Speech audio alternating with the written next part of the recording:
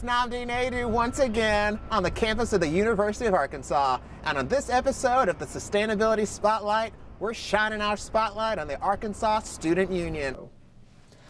So I decided to join in on some of this sustainable recycling fun at the Union, and I got a little help from Arkansas Union custodian Josh Moscoso.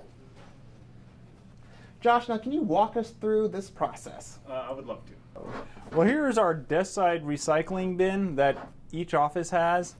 There's the big container here for recycling of paper and plastic and aluminum cans and everything like that. And then we have this little side container for trash. Green is just paper, and then we have trash here, and then we have plastic and aluminum cans and bottles. Who better to tell us all about the union than Arkansas Union's Associate Director, Sue Donohue Smith. So take a look. With the cart that comes down from the desk side recycling, Josh or whichever staff take the green bag, which is all of our mixed paper and small cardboard, and puts it into the one bin. So that's a commingled waste stream. And cardboard, larger cardboard, is put into our cardboard baler here. And you can see how that works. We bale our cardboard and it's picked up and recycled, and we're paid for that recycling. And then he also then takes the smaller bags that come off of the sidecars and puts them into the trash compactor. Any other waste streams that he might collect that are in the bottom of the middle bag, or the red bag, red for danger because it goes to landfill, you put those into these other waste stream containers, such as tin cans or glass or plastics 2 through 7. Next, we took a tour, and we even learned about some upcoming renovations to the Union's second floor, a brand new recycle center. This is the home of the new Arkansas Union Recycling Center. Right now, all we have is the first two components. Is over here we have a water bottle filling station that we have all around the Union, and on this part of the wall we have one of our Pepsi Dream machines. I get an email when the bin sensor is full.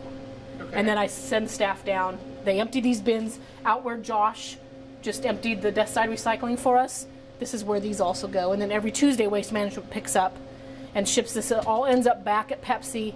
And then, as we all know, the proceeds then go to the Disabled Veterans Entrepreneurship Program.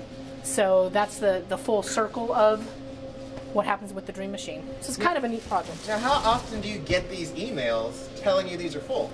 I get emails that tell me they're full. I get emails that tell me if something's wrong with the machine, if someone's put a foreign object in the machine. I probably get an email every day of some sort, and on each machine. And is each machine getting filled up each day? Like, are a lot of students recycling? And we're getting more and more. Before we had these, we were probably producing 6 full bags of cans and PET ones a week. Now normally it's 15 bags a week, just with the advent of putting these machines in. So in that short of a time, in the 2 months that we've had the machines, we've already almost tripled the amount of PET1 and aluminum that's going out of this building into recycling. Conveniently located next to the Dream Machine is a can for PET 2 through 7 and other glass that you might have, because some students are actually bringing from home, which is what we want to promote, all of their recycling, and we want them to come to this recycling center and take care of everything at once.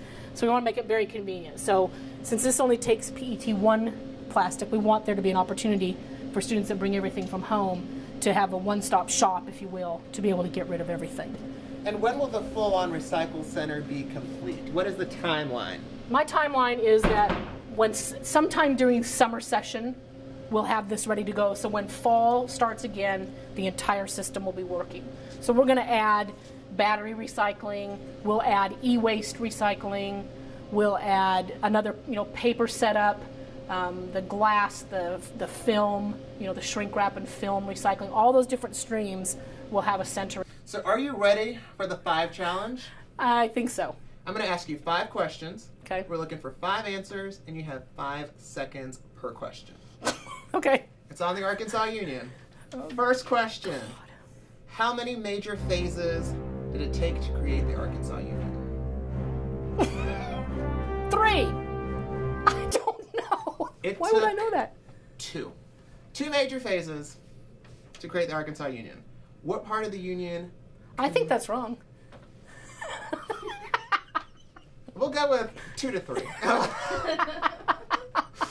What part of the union connects those phases? The International Connections Lounge. That is correct. Third question. What present-day building on this campus was home to the original Arkansas Union? Memorial Hall. You're right. Futrell Memorial Hall was the original home of the Arkansas Union. True or false? Students can get their hair cut in the union. True. You're correct. Final question is, what's the best aspect of the union for students? The ability to come to one central place and take care of all the amenities they need outside of the classroom. Thank you. And that is the 5 challenge with Miss Sue Donohue Smith.